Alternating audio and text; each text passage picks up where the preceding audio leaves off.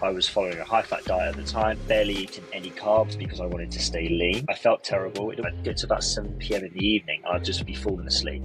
You can be lean and fueled up. It isn't a case of being one or the other. Stayed up until 3 o'clock in the morning. I couldn't sleep. Massive thing of peanut butter. If you go too light, then you're going to push that sled and it's going to feel like an immovable object. Look at like Hunter McIntyre, the guy's shredded. Yeah, he's obviously an athlete. HYROX Worlds around the corner. What are the biggest impact, longest levers that will make a real difference? I think there's three main things which will likely catch people out in the Worlds this year. The first one is... Darryl Corley, welcome to the podcast. Thanks for having me. Super pumped to be here. You're so welcome. I thought we'd start by asking, what's the journey you've been on? I've been in health and fitness since 2008. I started out as a personal trainer, worked in a very commercial style gym.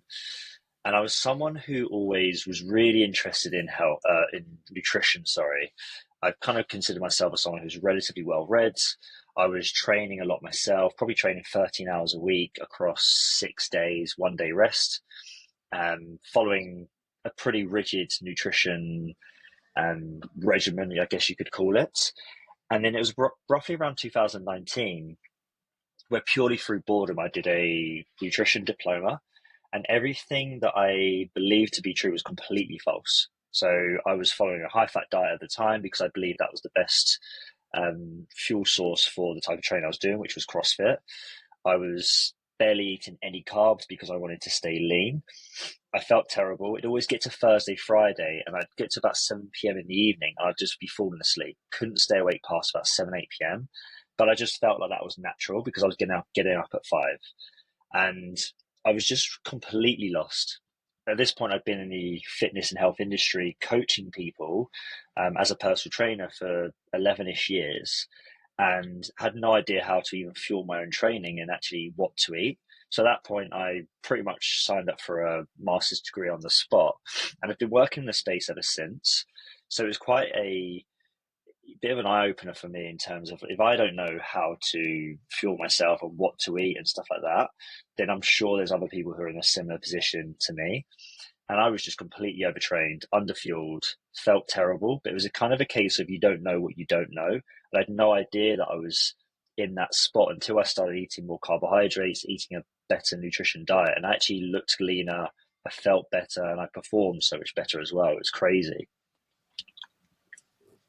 Interesting. And what you said there about having less energy in the evening, despite being on a high-fat diet, that would probably go against a lot of what you hear. I was going to say go against the grain, but it was a disgusting pun.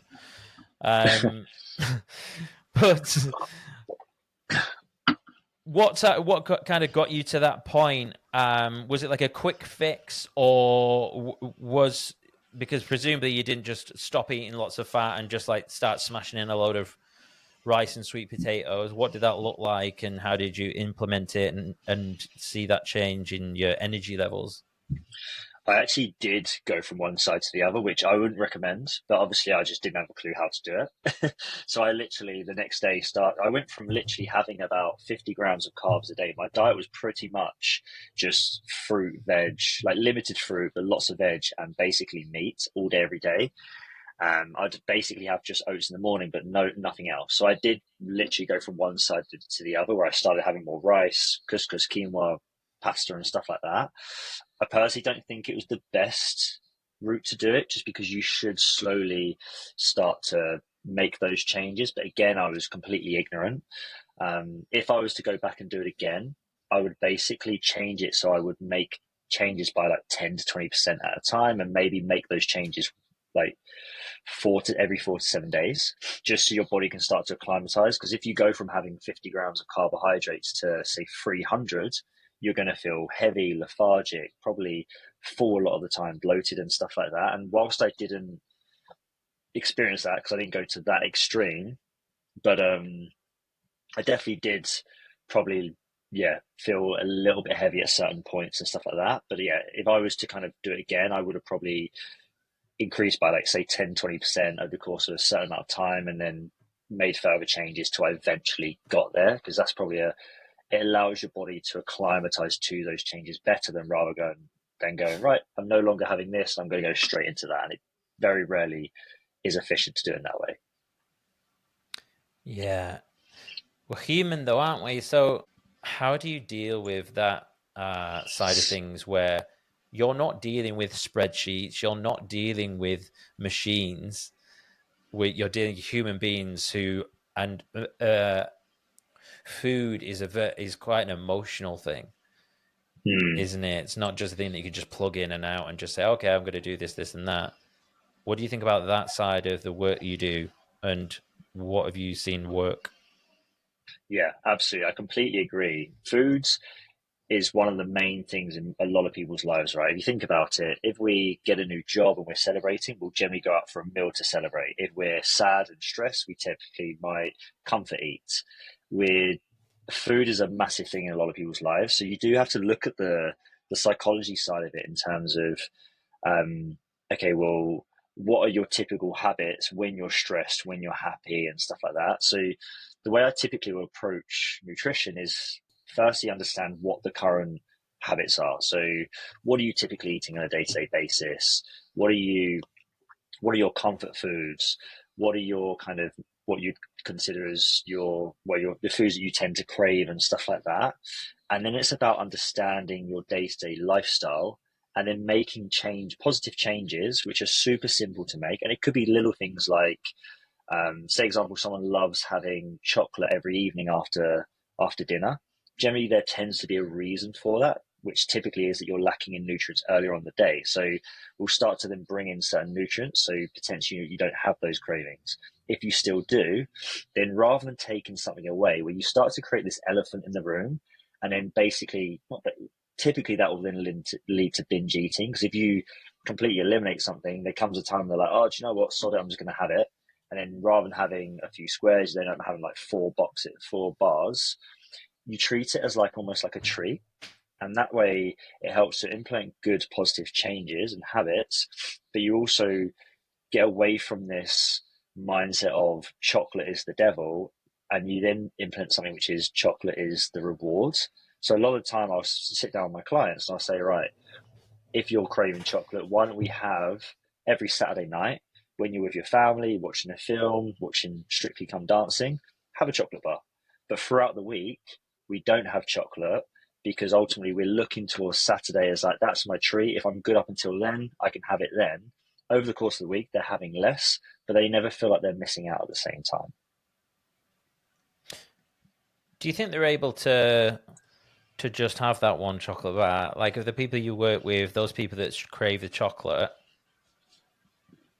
are they pretty good at doing that? Or do you find that some of them, like for me, if I have the chocolate in, I will go to town on it. And then, we can maybe talk about cheat days or whatever, but what are your thoughts on that? And how much truth are they telling you? Because I wonder sometimes, like, I'll think I could just not tell him.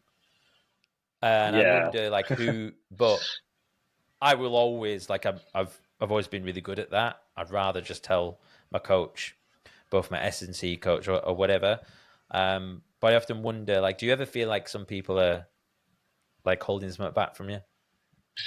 I don't know. Probably, I feel like a lot of people are actually quite truthful about it. Like, ultimately, I don't know what I don't know, and ultimately, um, unless I literally sit and live with all of my clients and watch what they eat, like, I'm never really going to know. But I do have a lot of my clients who, if they have something, they'll be like, "Look, I had this, and I wanted you to know because obviously it's in my benefits for you to know and stuff like that." So I like to think that I am like they are logging everything they're eating and stuff like that. Are they potentially missing stuff out because they feel bad? Potentially. But I feel like there's been a lot of occasions where I've worked with individuals and they've actually put it in and they've actually then messaged me saying, oh, by the way, Daryl, I had this and I shouldn't, but it's in the thingy. Like it's almost like I'm kind of like holding myself accountable. And a lot of the time these individuals are investing in themselves. They're kind of locked into the process. These are relatively motivated people. So I'd like to think so. Obviously, if there's a certain things that they're not adding in and I don't know about it, obviously that's nothing I'll ever be able to measure. In terms of Are they able to implement that strategy I suggest in terms of like not having any chocolate throughout the week and then one at the weekend? I think it is a bit of a 50-50, being honest. Some people can, and they'll stick to it super regimented. The individuals who struggle with that, and obviously we find other ways of doing it. There's that kind of saying, there's not one way to Manchester, right? Like one strategy that works for me doesn't necessarily mean it's going to work for the next 10 people. And that's where it comes back to that whole nutrition is individualized, not necessarily just on your lifestyle and your genetic makeup, but also your approach to nutrition as well. Yeah. Yeah, it just got me thinking. Like, I suppose I'm wondering, from a selfish perspective, I'm like, how much do like other people struggle with like the psychology of it? Like I can go two ways with it. Like sometimes I'm just like on it. It's like no issue at all. Like I'm like a fucking soldier and I'll just do whatever. And then there's other times when it is just so difficult, regardless of whether I know that someone's watching my calories or whatever. And then I feel like I like end up speaking to my coach like he's a therapist, and I don't want to be like a pain in the ass. And I'm kind of like, well, actually, I stayed up until 3 o'clock in the morning. I couldn't sleep. I ate a massive fucking thing of peanut butter. Do you know what I mean? And I'm like, whoa. I'm like, I hope I'm not being like TMI.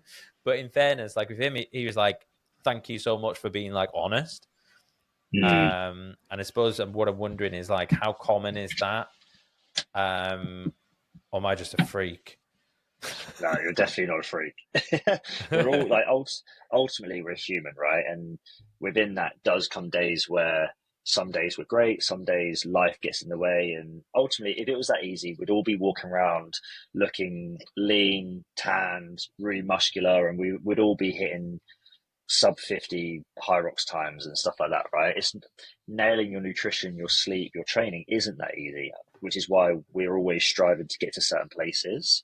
But yeah, in terms of kind of the approach to that, I think going back into the mindset and psychology side of things is just being okay with not being perfect all the time. And that's something which I feel like there's more and more people talking about that. Because if you think about the fitness and health industry, say 5 years ago, it was kind of like there was that all or nothing mindset everyone spoke about. All or nothing, you've got to be in 100%. And there was that really kind of archaic viewpoint, which created quite a lot of toxicity, because ultimately a lot of people would have those days where they were eating like a Boy Scout, and then they'd have one day where maybe they had a stressful day or had a chocolate bar or had a few cravings, and then straight away they'd be like, well, the whole day's ruined, so I'm going to go buy 6 tubs of Ben and Jerry's, and I might as well make the most of this because this is my kind of like cheat day sort of thing. And they'd go way over the top on that side of things. Whereas it's okay to have a day where things aren't necessarily perfect, and that's not going to affect your goals if it's happening every now and again. But I think a lot of people have that mindset where they're like, "Oh, I'm shit," or "I'm really good," and that's more kind of that has a more negative effect than if you have that initial day where you have a few things, which isn't necessarily what you deem as should be having. I think as well, like from what I've noticed, it's like the body can bounce back quite quickly from just like one bad day, whereas 2 bad days or 3 bad days, that's a totally different conversation. Yeah, absolutely.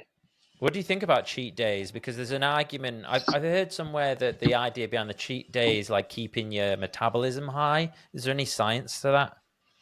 No, not that I've read, anyways. Okay. I think, like ultimately, your metabolism is your metabolism in terms of it's kind of, as far as I'm aware, and unless I'm mistaken, which I don't think I am, it doesn't have a large swing and variance. Like if you do one thing, it doesn't go really low, and the next day if you have something else, it will go really high. Ultimately, it kind of acts at a relatively stable kind of pace number sort of thing. In terms of cheat days, I think where they can be beneficial is if you're someone who really loves eating certain foods and really struggles to stick to a certain rigid structure. So, for example, like Dwayne Johnson, for example, has a cheat day every week, and he'll have like a million cookies and stuff like that. And that's like his treat because he's really regimented the other 6 days. I think where it can be tricky is I think a lot of people use that as an opportunity to be super gluttonous, and they'll be like, right, I'm going to be really good. And then on the Sunday, they'll sit and have a crazy amount of foods, which then almost knocks them out of their kind of, whether they're trying to lose body fat and therefore in a calorie deficit, that can potentially, if you think about the 7-day spread, that can potentially actually pull them out of it because they've gone and had so much food. So I think it's about having that cheat day, that cheat meal if you feel you need it, but also being mindful and being aware that, okay, well, yes, I can have this cheat day, but it doesn't mean I can have 4 pizzas for dinner. Yeah, like a moderate cheat day, perhaps. Yeah. I have a question around HYROX performance, nutrition. Obviously, that's what you do. Yeah. Most people who are listening to this will be aware of the benefits of fueling your body for performance, ensuring there is ample glycogen stores, etc. What about the other way around in terms of, well, not necessarily the other way around, but there are clearly advantages to being fueled, but what about advantages to being lean? So how much difference is it going to make between you being mega fueled and being 15% body fat and mega fueled and 10% body fat? How much difference does that extra fat going to make, if it's anything at all? I think if it's that close together, probably not much at all. I think the first point to point out is that you can be lean and fueled up. It isn't a case of being one or the other. Like if you look at like Hunter McIntyre, the guy's shredded, and yet he's obviously an athlete. So you don't necessarily need to be one or the other. You can be both. It's obviously just about managing your calories and your macronutrient breakdown effectively. In terms of being super, like I think a question that I quite often asked is like how light can I go without it then affecting some of the stations such as the sled push and pull, because obviously if you're lighter your running is going to be easier and it is a running event, but at the same time if you go too light then you're going to push that sled and it's going to feel like an immovable object. So I think a lot of people kind of knowing themselves in terms of their like a comfortable weight to sit at. But I think it's about finding that weight where that leanness, that weight where your running is pretty good, but at the same time it doesn't then affect your strength as well. And in terms of what those numbers are, it's so hard to put together because the data isn't out there. I'm hoping to put some data together so I'll actually be able to say if you're 6 foot, then this is the optimum weight for you. But I obviously haven't done that at this stage. But essentially, you kind of want to find that weight where you're able to hit certain running times, but also the sled is still movable as well. If you are someone who is looking to get leaner, but at the same time you're worried about being too underfueled, which will then affect your sports performance, then there's ways that you can do it where you can get leaner, but at the same time not see a huge drop in your performance. And I would say you need to enter a slightly more moderate calorie deficit. And by moderate, I'd say maybe like 2, maybe 300 calorie deficit. So the body fat loss decrease is obviously going to be slower than if you're just someone who's purely looking to lose weight. But essentially what you then do is you're in a slightly smaller calorie deficit. You load up your calories, your carbohydrates around your training. So you've got as much energy as possible around your training. And by those sorts of numbers, I'd probably be suggesting like 1 to 1.5 grams of carbohydrates per kilo of body weight. So if you're someone who weighs 80 kilos, then 80 to 120 within that kind of, say, 2-hour window before training in 1 to 2 feeding windows. And then when you're least active, which is typically for most people later on in the day, you maybe have slightly lighter meals. So you're basically giving your body the energy it needs when it's most active. When it's a little bit less active, you give it a little bit less. And that's the approach I typically would take with someone who's looking to get leaner, but also still stay fully fueled. I don't think that answers your question, but I went off on a massive tangent. Tangent away. We love a tangent here. Yeah, so I suppose I have two questions regarding that. One was my last performance at Glasgow. I kind of went completely opposite as to what I was at Birmingham, because Birmingham I was really careful with my food. I was quite a lot leaner. And Glasgow I was like, I'm sick of all this like tracking. I'm just gonna eat what I want and train like a motherfucker. And there's actually advantages to that because that like lessened the stress that I had about worrying about calories, tracking, and stuff like that.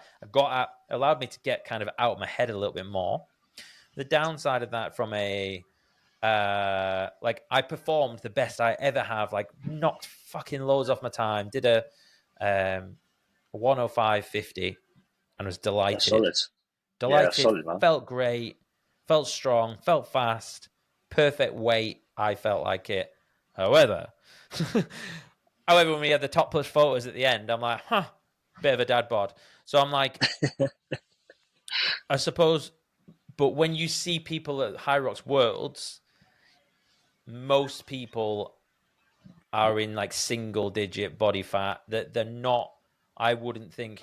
So that's the question where I'm like, okay, so it must be having an effect, having that little bit of it, you know, whether it's, I don't know how heavy fat is, but like having that extra fat. And I'm just wondering, that was why I was asking about that.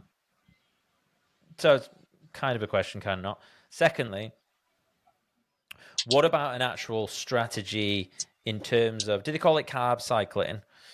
To build up to, say, like, I think Hunter has like 600 grams of carbs or something, like when he's about to peak. How do you look at like getting to that sort of level? Yeah, absolutely. In terms of the first question, were you asking around if it is beneficial to be lighter in body fat or something like that? I wasn't too sure. Yeah, I'm just wondering how much of a real difference does it make by, you know, if you took off a kilo of fat, I suppose it's one less thing to be carrying around. Yeah. So, and fat is pretty much useless in a 60-minute race anyways, isn't it? Yeah, absolutely. Ultimately, if you could trim off 1 kilo of body fat and then enter a race, then ultimately, yeah, if you had no effect on your muscle mass, then yeah, absolutely, it'd be easier because ultimately, as you've quite rightly said, body fat doesn't really offer anything for a HYROX race. You're not going to use it as fuel because it's too intense, it's too short. It's just making you heavier, and therefore, it's not going to affect your strength. It's not going to affect your running. Ultimately, it's about how do you get to that point. And I think that when you look at the leaner athletes, I think we also need to remember a lot of those are training like 20, 25 hours a week, which isn't sustainable for the average person. So I think it's a case of comparison is the thief of all joy, right? You shouldn't look at someone like a Hunter McIntyre who's eating 600 grams of carbohydrates, but we've also got to remember he is a full-time athlete. Whereas if your name's Joe and you've got a family and you work a 9 to 5 job, like it's non-comparable. So I think it's difficult to compare someone like a Hunter McIntyre to someone else who lives an everyday life. But yeah, obviously if you dropped a kilo of fat, yeah, it would be easier and you would be quicker. In terms of your second question, which I've completely forgotten it, was that like carb cycling, increasing those? Carb cycling. How do you get up to that? Yeah, absolutely. So in terms of carb cycling, that is something I do with a few of my athletes, based around it. To be honest, it quite often will mirror training volume because ultimately there's no point going super high on carbohydrates if you're your volume isn't super high or the training intensity isn't that high as well. If I'm building someone up to a certain calorie number, then again it would be done in a kind of almost like a progressed approach. Again, increasing it by say 15 tops 20% over a certain time period. Ideally, that what we're looking for when it comes to a race is minimum 5 grams of carbs per kilogram of body weight, but ideally you might be like 6 to 7. I think Hunter's previously, I've read somewhere that he was having as much as 8, which again, you could have as much as 8, and people in the Elite 15 probably will be having about 8 grams of carbs per kilogram of body weight. But again, you need to look at the starting point, look at the actual speed at which you are competing your HYROX as well, because the faster you're running, the higher the rate of glycolysis, and glycolysis means carbohydrate burning. So you also need to take that into account as well. So in terms of how quickly would I speed that increase in the carb cycling, it would depend on training volume, maybe change that by 10 to 20%, 15 to 20% in a kind of progressed approach. And it would very much be based around what is your current workout volume and training intensity and stuff like that. HYROX Worlds around the corner. What should people be looking at implementing? What are the biggest impact, longest levers, things that people will quite often neglect that will make a real difference? I think there's 3 main things which will likely catch people out in the Worlds this year, because they have done last year, they did the year before that, and they did the year before that. Is the first one is fueling, because ultimately you've got a couple of challenges with fueling. One is a lot of people are obviously going to be competing away from home, being Chicago. So it's about having the food available to fuel your competition. So at this point, being about 7 weeks out, I would say that people need to start trialing their nutrition for race day. And I would be almost like trialing it based upon what time you'll probably wake up, what time you believe you will be competing at. I'm not sure if they've actually released the rough wave times. You won't get your time until say 2-3 days before, but usually you'll get the rough wave time before that. So I'd be basing it around that, but also basing it around food that you'll have available to you, whether that's stuff that you take with you or stuff that you're pretty confident they're going to be selling in America, stuff like that. Very few people test their race day nutrition, and then they almost like turn up on the day and it's pretty much a winging it approach, which more often than not is going to go one of 2 ways. You either go too hard and you get halfway through, or at some point you get some kind of GI distress, whether it's bloating, feel a bit sick or anything like that, or they go too light, and whether they know it or not, they underperform. So that's one of the biggest things. The second thing that a lot of people will probably struggle with is the time difference. Again, most people, unless you're from America, and even parts of America, there's going to be a time difference there. So it's about how can you overcome the jet lag and your body's circadian rhythm in time for your race. Because ultimately, they say roughly that it takes about 1 day per hour that the time difference is different to your current clock. Which for people in the UK, it's going to be 5 hours. As you move more east, it's going to obviously be greater. A lot of people probably get there 4 days before the event, just due to where it lands and stuff like that. So technically, there's probably not enough time to be fully adapted to that. So again, typical strategies that you can bring in for that just to help is stay as hydrated as possible. Jump onto the timings as early as possible. So for example, when you're on the flight over, if you're flying and it's technically Chicago's evening, maybe try and have a nap. If it's not, try and stay up a bit later than you usually would and stuff like that, just to give your body as much time as possible to do that. When you're waking up in the morning, just go for a walk outside, get some natural sunlight, have caffeine in the morning and stuff like that. The third one is the heat. In Chicago, it's going to be about 27 degrees Celsius. The arena itself is most likely going to feel like it's 35 plus, just because you've got thousands of people in there sweating and their body temperatures are high. But also, typically, there's not great air conditioning in these arenas either.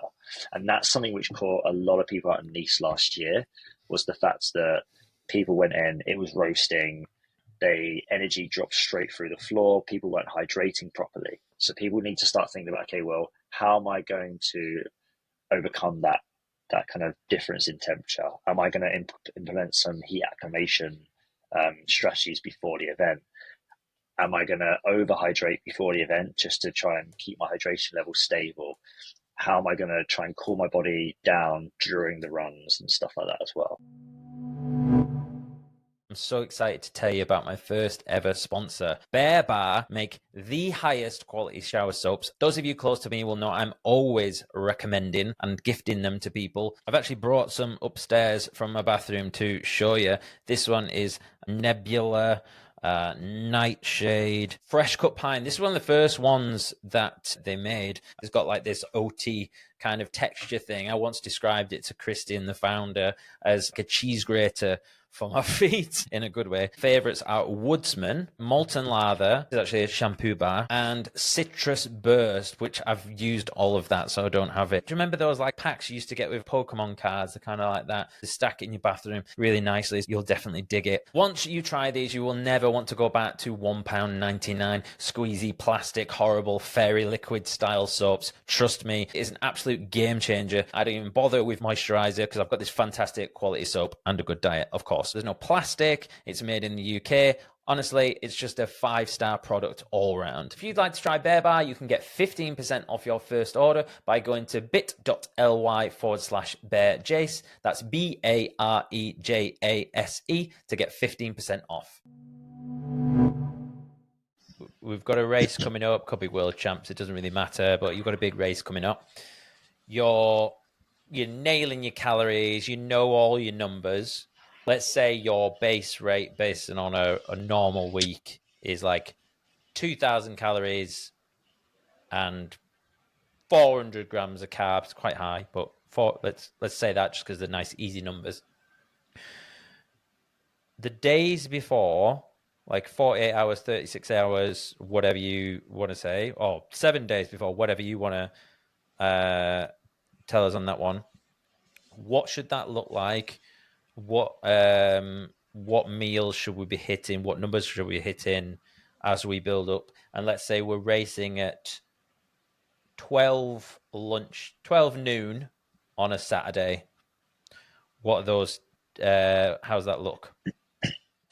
So if we say let's go for like Monday leading up to it, so 5-6 days before, providing if you're having 400 grams of carbs, which is probably there or thereabouts where you'd need it to be. Like ultimately, you want to be aiming for, I would say, ideally 5-6 grams of carbs plus per kilogram of body weight on that week leading up to it.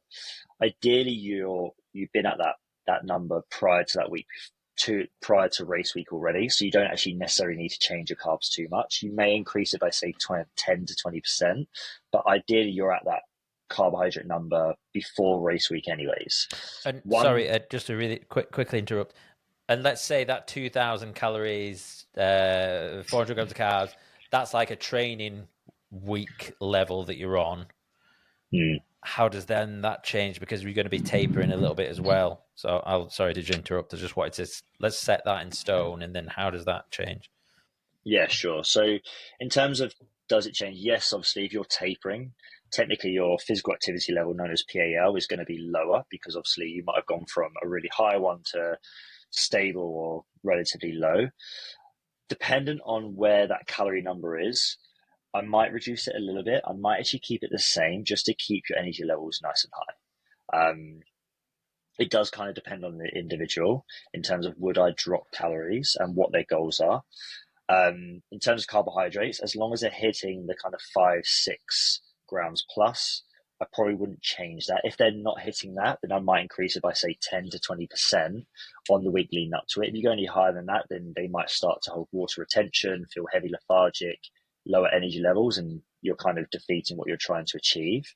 So there may be slight changes to carbohydrate intake in the week leading up to it, but ultimately if they're hitting that kind of, said ideally 6 grams plus, but minimum 5, then you might actually keep it relatively similar. I think one big thing to highlight, which is a huge myth within HYROX, is carb loading. You definitely don't need to carb load before a HYROX race. It's not long enough. Yes, there's a high level of intensity, but if you're hitting 5-6+ grams of carbs per kilo per day, there's definitely no need to be carb loading. You're going to have enough for that race. So yeah, week leading up to it, probably roughly around that in terms of carbohydrates. I'd keep the protein and fat levels relatively stable, relatively moderate. So protein numbers might be, say, 1.4 to 1.6 grams of protein per kilogram of body weight. So for the average person weighing 70 kilos, it's going to be roughly like 105, maybe not even that, say 100 grams ish, give or take. A lot of people are having a lot more than that, which just isn't really needed. Unless you're at a certain age, you're female at a certain age, and obviously we're talking about menopause, or if you're in a huge calorie deficit, it just doesn't really need to go that much higher. I'd be heavily focusing on hydration, so making sure they're drinking enough water throughout the day. And in sleep, you definitely want to be having like 7-8 hours of sleep plus per night, ideally, if possible. When it comes to closer to your race, to say the night before, at this point, the last meal of the race, you may look at having a meal which is lower in fats, just because it can cause more emptying of your kind of stomach and digestive system. So the night before, you might have something like a tomato-based pasta, you might have jacket potato, a rice-based dish or something like that. Other than that, I'd keep things relatively the same from the rest of the week. If we're then talking about race day and you're going at, say, 12:30 or roughly midday, I would say wake up, have a pretty carb-dense meal. So something like overnight oats you could have a little bit of protein powder in there if you wanted, more for satiety and to not make you feel empty. With a banana, maybe some raisins in there and stuff like that. So something which is super carb dense, ideally at least 1 gram of carbs per kilogram of body weight, because that should be your biggest, most carb heavy meal, because there's loads of time to digest it. And that should be a mix of complex and kind of like simple sugars. What's this, like 9 o'clock, like 3 hours before? I'd say as early as possible. So if you're competing at 12, ideally 6, 7. Ultimately, yeah, like you want to get up early enough where it doesn't affect your sleep. You're having 4 hours of sleep, because that won't help. So what's the optimal, like, is it 5 hours? Like what's what's the perfect window? Would it be in terms of feeding? Yeah, like, so that big meal, what, like, ideal world, what's the distance between the race, like, time wise, if you had 5 hours is enough. 5 hours is enough. Yeah, 5 hours is more than enough. Like, you could do it in as little as 3. It depends on how quickly someone can absorb that amount of food. I know some people could eat a load of oats and then an hour and a half later go out for a 10K run, because their body, they don't feel bloated. And whether you've absorbed it and it's in your muscles within that time period, probably not, but they won't get bloated or feel heavy off it or anything like that. But I'd say for most people, like, I'd say 5 hours is a safe zone. So 7 a.m. big old meal. Yeah, I'd say so. Going to be like 70, 80 grams of carbs, something like that. Yeah, 7 a.m. would be a good time. And then what I would do is I'd break up your food or feeding windows by, say, because obviously this is a midday race, maybe say like every 2 hours. And this is something you should have trialed beforehand anyways. But say every 2 hours, and then as you get closer to your race, the food you're having or the snacks you're having becomes smaller but more sugar based. So, say example, the first meal is at, say, for ease, say 9 a.m. So 3 hours before you're actually going, 3.5 hours, you might have something which is smaller but a bit more carb dense. So something I quite like is tortilla wraps with honey in them rolled up, because a tortilla wrap is about 32 grams of carbs.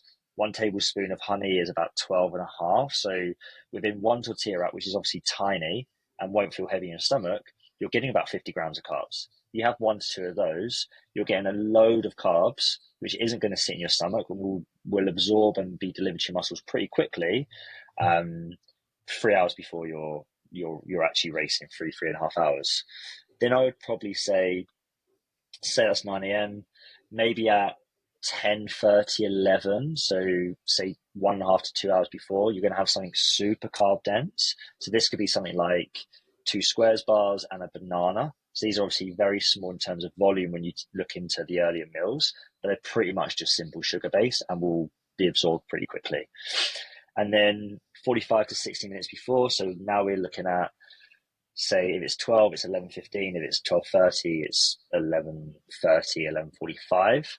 I'd have something like a shot of coffee with a tablespoon of maple syrup in there. So you're getting caffeine. If it's an espresso shot, you're getting 100 milligrams. If it's double, it's about 200 milligrams of caffeine.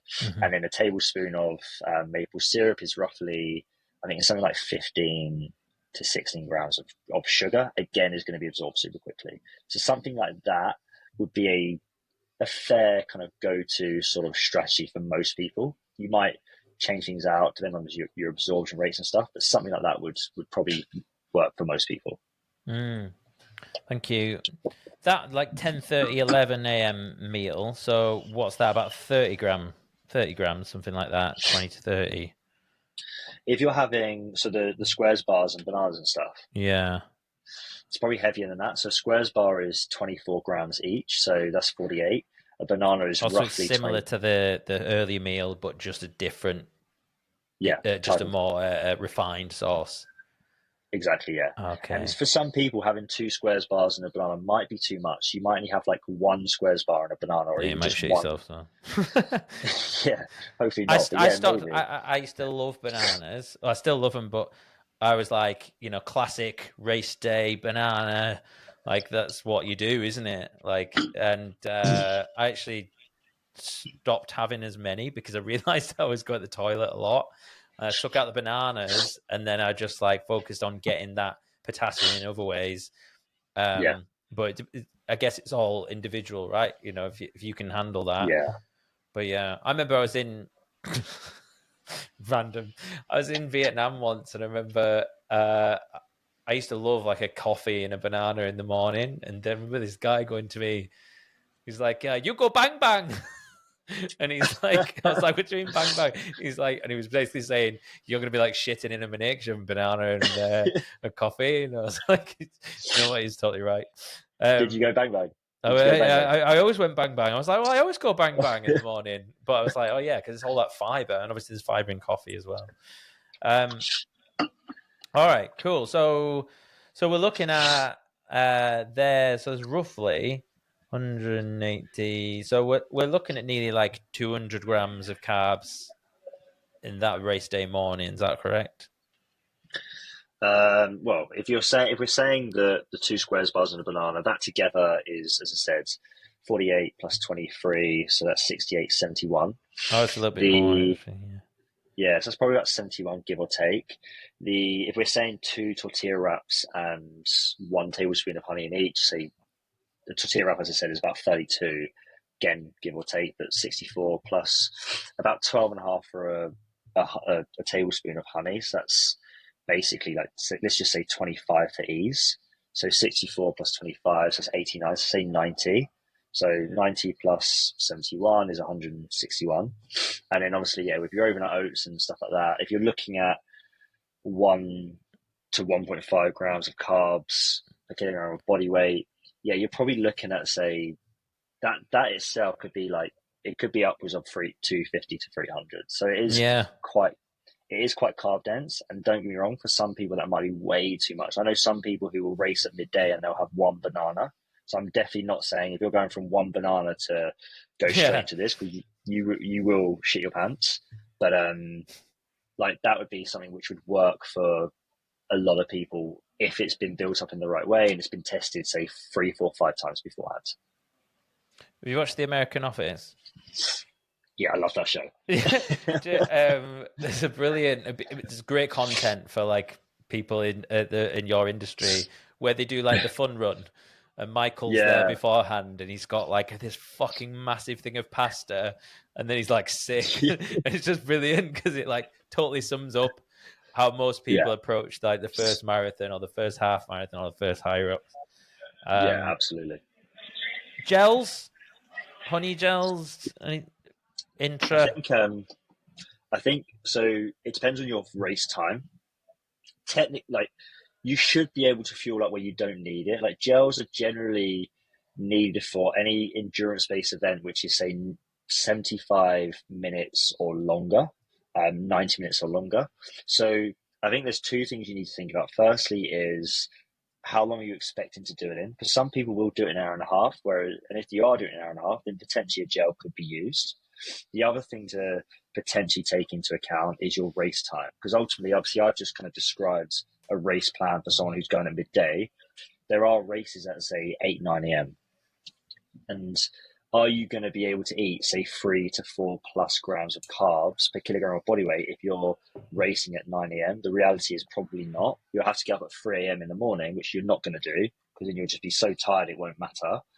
So you're probably going to, if you're going first thing, you're probably going to have enough time for breakfast and maybe a snack. So in that instance, if you're, and I say as a rule of thumb between, I say like 10:30ish, but that's just a number I plucked out of the air. But if you're racing from 10:30 or earlier, maybe 11, potentially a gel makes sense, because you're probably not going to have enough carbohydrates in the lead up.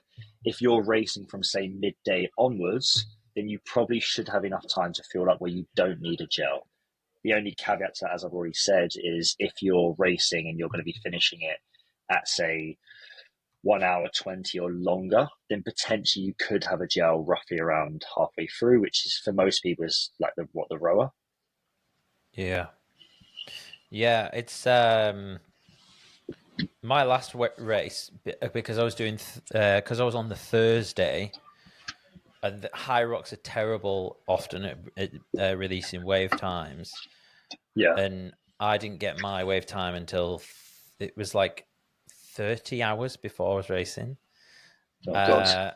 And so I didn't know whether it was going to be 8 a.m. or like 12 p.m. And it was just, it was a nightmare. But so it's just something I always think about now, is like trying to be flexible and ready for that. And I actually thought, I wonder like if there is a case for, if you do all of a sudden you have a mega early race, would there ever be a case for, do you know what, like getting up in the middle of the night and having something to eat? Like, does anyone go to that level, and would there be any benefit? Because who the fuck sleeps the night before like HYROX Worlds or whatever anyways? Like, if you're at your first HYROX Worlds, like, I bet you're not sleeping much. Yeah, absolutely. I guess, if you're first thing in the morning and say you get up middle of the night, you could potentially do that, like get up and just have a meal. Like a lot of like rugby, like I used to work with a guy who works for Harlequins Rugby, and they're some of their kind of like academy products, they would get them to wake up at, say, 4 a.m. and they'd have like steak, rice and broccoli, and then they go back to sleep for 3 hours and then go to train and stuff like that. So I've never heard of anyone doing it within HYROX. And I guess it's a case of, I don't know if I would purposely tell someone to do it, because obviously if you're interrupting sleep and stuff like that, obviously having lack of sleep can be more negative than having 60 grams less carbs. But you could potentially do it, but I don't know of anyone who has.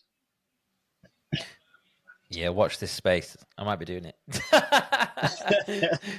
You start a trend. Yeah. If anything that's like on the fringes, I'm like, ooh, maybe we could do that. But I suppose like I went through a period where I was having quite a lot of bad sleep, and I was in like a muscle building phase. And I was like, two things. One, actually, a little bit of food would help me go back to sleep. And two, because I was looking to optimize for muscle growth, I was like, well, I could get in like 40 grams of protein here.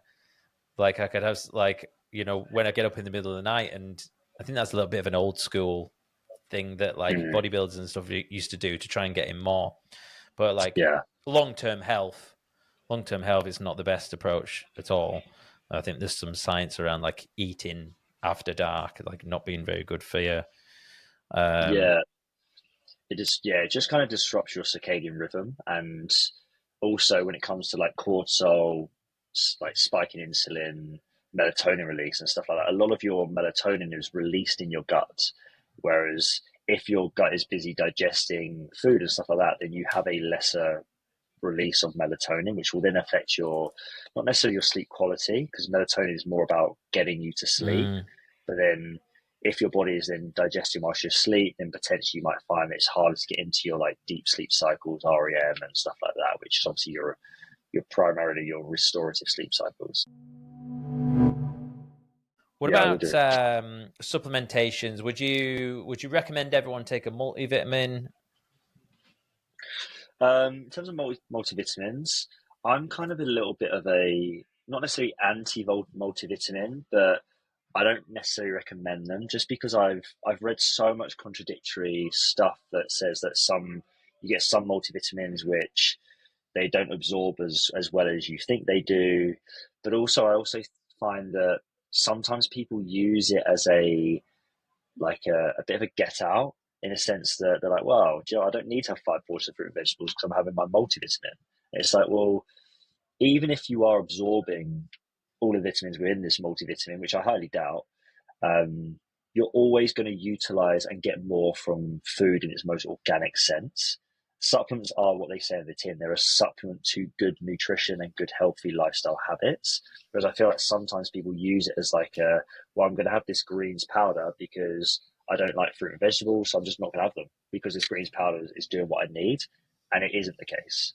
So I'm not really a huge fan of them, and I don't ever tell people to have them. But at the same time, if someone says to me, I'm having multivitamins, I wouldn't be like, oh no, throw that in the bin, burn it, or anything like that.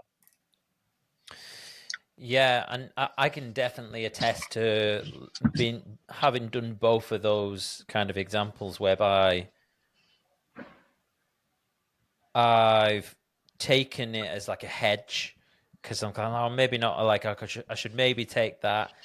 But then also being like, oh, I'm taking a multivitamin, or I'm taking my greens powder.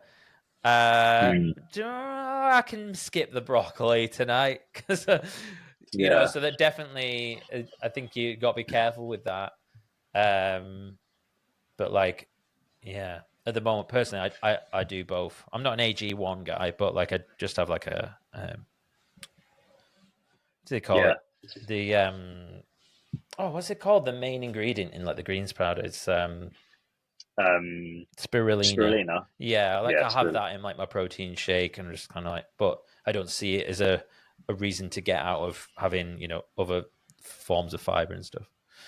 Yeah, absolutely. I have spirulina at home. I have wheatgrass and stuff like that, and I'll have it. I don't have it every day. I wish I remembered, but I do have that. But again, it's something on top of what you're already having, right? Yeah. And so like I'm not saying they're terrible, but I think it should be on top of it rather than instead of. Do you ever get any like cases with people you're working with, and you're doing everything? You've got like the calories are relatively low. You're nailing your protein. You've got plenty of fiber. They're active, but then the weight's just like staying on, or actually go in the opposite direction. Any situations like that you've had, and what did you do to approach it? Yeah, I've had that previously, and I think it kind of comes down to weight loss isn't as simple as calories in, calories out. Yes, that is the first part we start. Ultimately, if you're having excessive amounts of calories, you're probably not going to lose weight.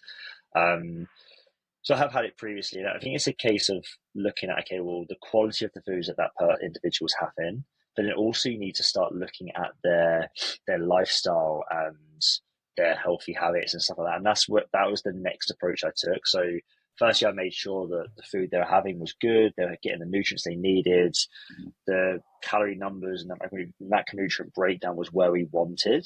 But then when that wasn't necessarily yielding the results that we wanted, we then looked at, okay, well, what does your lifestyle look like? And it turned out this individual was riddled with stress. they weren't moving that much because they were at a desk all day, every day. So basically their hormones were just a little bit out of whack. Their cortisol levels were too high, which obviously will affect your weight loss if your cortisol levels are too high later on in the day. But also things like not sleeping particularly well as well and stuff like that. So that was the next kind of, because ultimately some people you can just focus on calories in, calories out and they'll lose weight. But some people, unfortunately, it can be a little bit more stubborn, like in terms of that weight loss side of things. There's a really good podcast by Andrew Huberman, literally talking about that. He does these like little like 35-minute power kind of things, and there's one recently which he did about weight loss, and he talks about how you can be in a calorie deficit, you can be eating good foods, but you still might not necessarily lose weight, and that's because sometimes you have like stubborn fat which stays there due to your hormone balance just being out of whack. And he talks through like ways that you can kind of help to do that.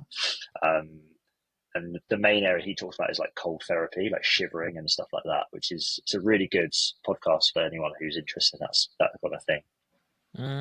I haven't listened to that one. I've done like deep dives on like Perform with Andy Galpin and stuff like that, and but I haven't listened to any of those short ones. I'm always like, fuck the short one, give me the long one, give me the 4 hours. If I realize that's not what most people do, but hopefully the people listening to this podcast will appreciate some of the geeky stuff. Yeah, absolutely. What about thoughts on fasting? I think when it comes to fasting, it kind of depends on what you're fasting for. If you're fasting for weight loss, then it's a big no-no for me, just because every time they've ever tested or researched fasting amongst other diet methods, whether it's keto, carnivore, and stuff like that, and they've always had the calories the same in a calorie deficit, the results have pretty much always yielded the same results. They've almost always been the same. So I don't think it does improve weight loss at all. Usually if you lose weight when you're fasting, it's because you're missing a number of calories, and therefore you're in a calorie deficit, and therefore you're losing weight. If you're fasting for life longevity reasons, then I think that it looks like, I think it is still relatively novel, but I think there can be benefits in terms of like removing toxic cells in the body and that kind of thing. Peter Attia is like one of the most well-researched area in like life longevity. He talks a lot about fasting and stuff. And there is some stuff which he's mentioned, which sounds like it can be good from like life longevity reasons. I think that when it comes to fasting, I think people are doing it wrong. I think that a lot of people will go for that kind of intermittent fasting 16-8, which doesn't really do anything at all, because as far as I'm aware, to get the results of that whole kind of like getting rid of cancerous cells and stuff like that, I think you need to be fasting for like 2 or 3 days as opposed to 16 hours. So a lot of people do 16-8, and it's not long enough for your body to start trying to look for resources elsewhere. So they're not getting that benefit. And as I've already said, in terms of weight loss, there's no difference between having 3 square meals a day in a calorie deficit than if you're fasting having that same calorie number. So it's almost like you're going through all that pain to not really get any additional benefits. Yeah, I think the 16-8 thing, like 100%, what you were saying is you're not going to get much benefit other than the fact that you're just not eating food. Yeah. And I think the reason they came up with the 16-8 thing is, I think if you're like fat adapted and you're metabolically flexible, I believe that you can probably get into ketosis like in about 16 hours. But for most people, if you're used to having like lots of carbohydrates and stuff, that's going to take much longer, maybe like 24 hours or something. So yeah, it can take up to, I've read it can take up to a week. When you're first trying to get into ketosis, it can take a lot more, like 3 to 7 days to fully get into that kind of like ketosis stage. As you do it more and more, as you said, you get more fat adapted and your body is more efficient at then going into ketosis, and it can be as little as the time you mentioned. But yeah, some people can be days. Yeah.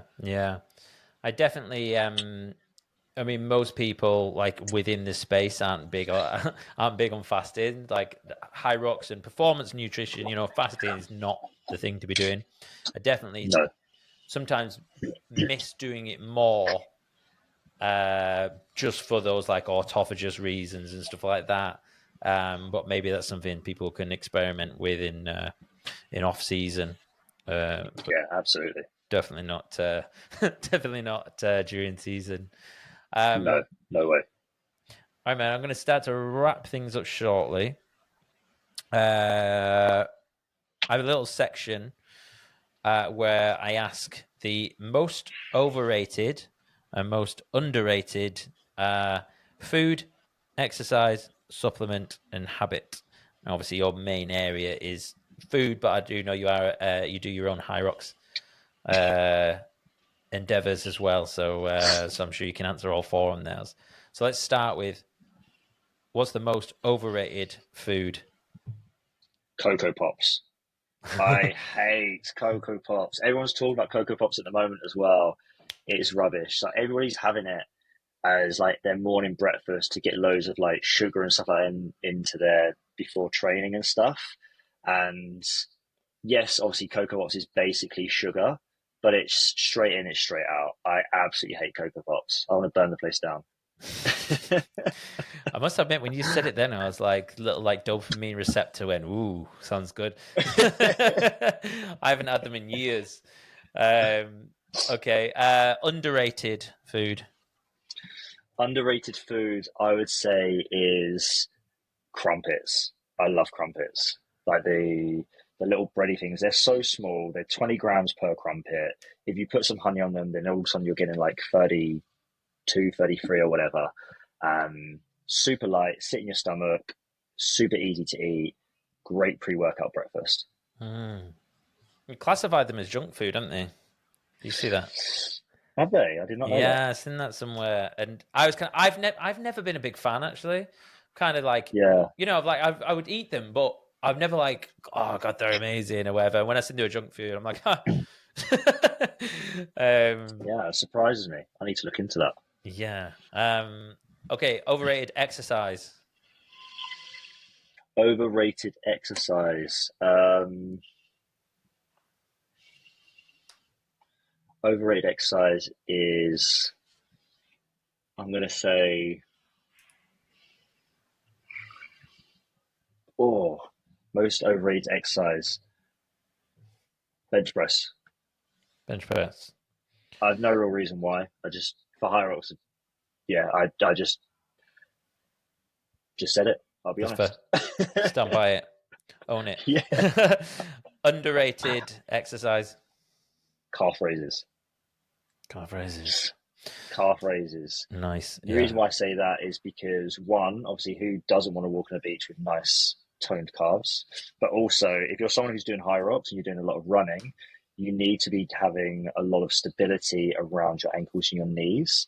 And doing weighted calf raises, like both low rep and high rep up to 20 reps, you should be doing that on a weekly basis to prevent shin splints, to prevent rolling your ankles, to prevent knee tendonitis, plantar fasciitis, all these sorts of things that people who are going from not really doing any real running to doing a HYROX where they're running 3 or 4 times a week, doing stuff like calf raises can definitely help to prevent those injuries. Yeah, I think it's got to be one of the most common injuries as well, calf injuries, like in HYROX. Certainly people around me, they're always getting calf injuries. Yeah. Would you be doing them in season or just as like pre-season prep? I'll be doing it all year round. Okay. Overrated supplement. BCAAs. Again, agreed. Useless. Again, absolutely useless. They're literally the most over-marketed, overpriced supplement which does absolutely nothing. And due to the whole bodybuilding era, loads of people take them, but they just don't do anything. If you're getting enough protein, then you don't need BCAAs. But also, whenever they've tested, like obviously the whole point of BCAAs is it helps to grow your lean muscle and potentially build muscle, etc., etc. Whenever they've tested leucine, which is one of the big 3 BCAAs in there, you've got leucine, isoleucine, valine. Whenever they've tested leucine against BCAAs as a whole, the results have either been the same, or leucine by itself has actually promoted better responses, because leucine is the amino acid which helps to build muscle and helps with protein synthesis and stuff like that. So if you really want BCAAs, why don't you just buy leucine by itself, which I'm pretty sure is cheaper, and you're like, I wouldn't get either, but if you really fancy it. Yeah, maybe if they're vegetarian or vegan or something and not getting complete proteins, could be useful. Yeah. And what about EAAs? Would they be better having those? I mean, personally, I think they're both useless, but yeah, I think it's the same. Yeah. Like, again, yeah, pretty much the same. I don't think they're as marketed, but yeah, same. Underrated supplement. There's loads.